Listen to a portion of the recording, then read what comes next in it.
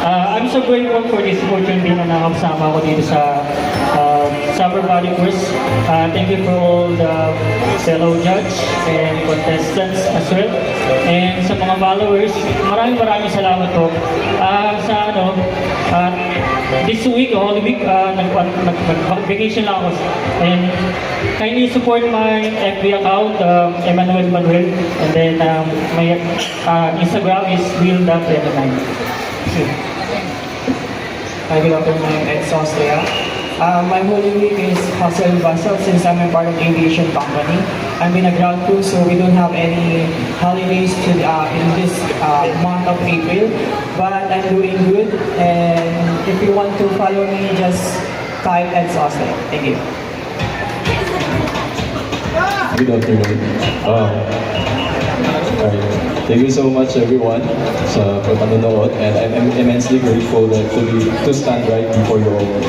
And I would like to say thank you sa under namin, Dene, si Sir Dene, and I'm reminding you guys to follow my softmate Joshua A. Salillo. I have Facebook, Instagram, and TikTok account.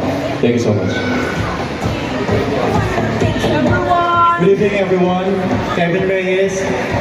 Una sa lahat, gusto ko muna magpasalamat sa taas dahil safe po kami nakapunta rito. Second, gusto ko magpasalamat personally sa Talents Manila. Kundi dahil sa kanila, wala rin kami ngayon. Binibigyan niyo po kami ng mga exposure para mas may pakita pa namin mga talents namin. Third, sa akin pong mga supporters, lalo sa FB account ko po, 45,000 na po tayo guys. Maraming salamat sa mga supporter niyo sa akin. Again, Kevin Reyes po. Hello guys, my name is John Paul Echevarria. I'm from Bataan, so 21. Wala naman akong special na sasabihin. Gusto ko lang magpasalamat naman sa Panginoon. Nandito kami lahat, ligtas. Actually, malayo pa ang biniyahe namin eh. Pero ayun, nakabiyahe kami dito ng safe. Ayun. Big shout out to our handler po, Sir John Pamintuan and Sir Neil. And sa Fake Shot Philippines po, kailangan po. Maraming salamat. Hello everyone, my name is Mark Anthony Maga, 24 years old from City of Olonga po. Actually, halos ilang oras kami bumiyahe dahil sa traffic. And then ilang oras lang din yung tulog ko dahil sa excited.